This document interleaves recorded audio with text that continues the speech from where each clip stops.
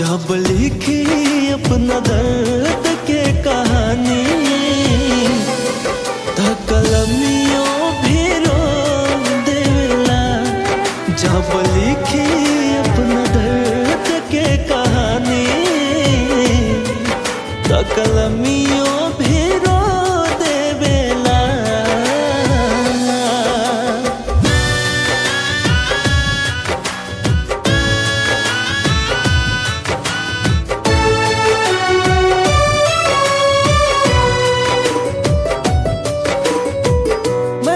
इंतजार भइल प्यार नहीं आइल, टूटल विश्वास आसमान के न पुराइल।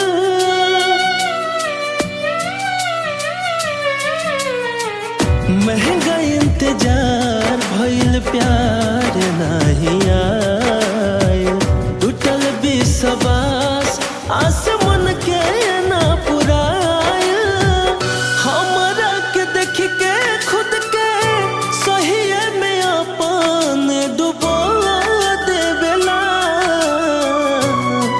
जब लिखी अपना दर्द के कहानी त कलमियों